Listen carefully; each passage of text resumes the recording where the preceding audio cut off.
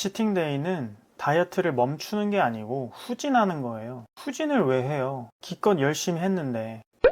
다이어트가 힘든 이유는 사람이 싫어하는 것을 하는 그 고통보다 하고 싶은 것을 못하는 고통이 더 크기 때문입니다. 운동 귀찮지만 많이 양보해서 할 수 있어. 근데 먹고 싶은 걸 못 먹을 때 우리가 무너지는 거죠. 오늘은 치팅을 하는 다이어트에 대해서 얘기를 해볼 텐데, 이 내용을 이해하시면 제가 왜 치팅데이를 반대하는지 충분히 납득하실 수 있을 거예요. 3가지 키워드로 설명을 드려볼게요.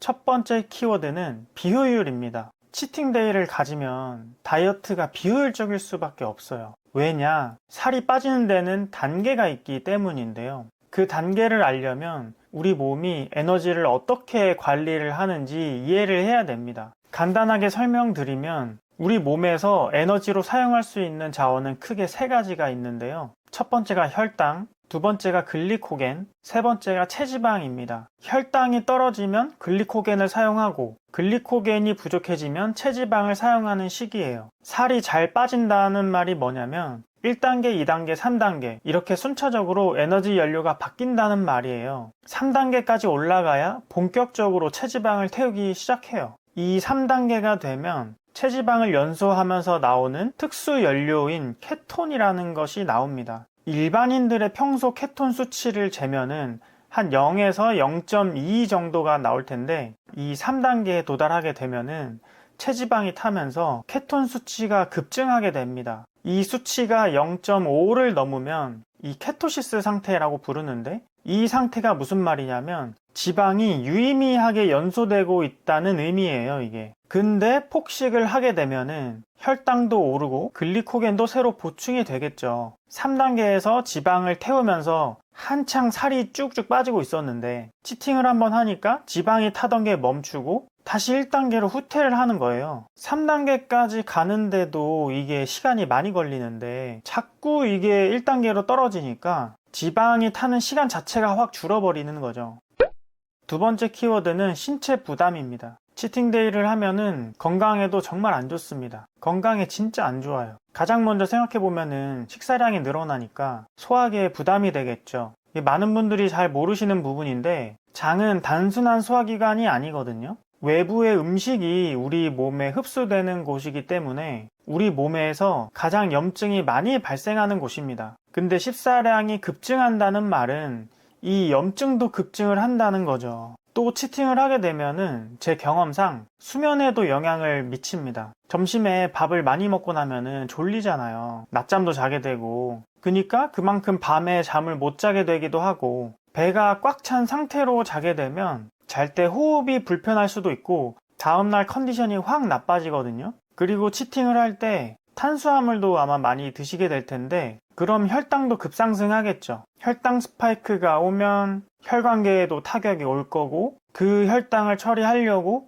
인슐린 분비도 이제 급상승할 거기 때문에 인슐린이 뭐예요? 호르몬. 내분비계에도 부하가 생기겠죠. 먹으면서 쾌락도 이렇게 느끼게 되니까 도파민도 자극이 되기 때문에 신경계에도 자극이 될 거고요. 한마디로 치팅은 그냥 우리 몸에 아주 총체적인 부담과 자극이 될 겁니다.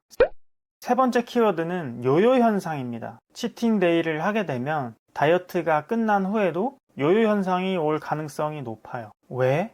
생활 습관에 장기적인 변화를 만들어내지 못하기 때문입니다. 다이어트를 하시는 분들이 이 체중에 집착하는 경향이 있어요. 근데 이걸 아셔야 되는 게 체중은 후행 지표이고 나중에 나타나는 결과이고 선행 지표가 있습니다. 그 선행 지표가 뭐냐면 식습관이고 식욕이죠. 식습관이 바뀌지 않고 식욕이 바뀌지 않으면 체중이 줄었다고 해도 다이어트는 실패한 거예요. 이 실패한 거야 이거. 요요 올 수밖에 없지. 다이어트는 그냥 하나의 계기일 뿐이에요. 살을 뺄 때 사용하는 전략이 있고 살을 빼고 나서 살을 유지할 때 사용하는 전략이 달라야 됩니다. 그 차이를 알아야 돼요. 근데 살을 빼고 나서 유지 전략으로 넘어가는 게 아니라 다시 예전 패턴으로 돌아가 버려요. 다이어트를 하기 전의 패턴으로 돌아가 버린다고요. 그 시작이 치팅이라는 겁니다. 다시 그 예전의 굴레에 빠지게 되는 거죠. 치팅데이는 그냥 멈추는 것뿐만이 아니고 뒤로 후진하는 거예요. 다이어트에 실패하는 사람들 특징이 이겁니다. 내 노력이 0부터 100까지 있으면은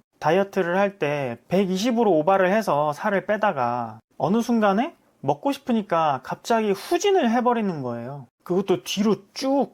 후진을 왜 해요? 기껏 열심히 해놓고.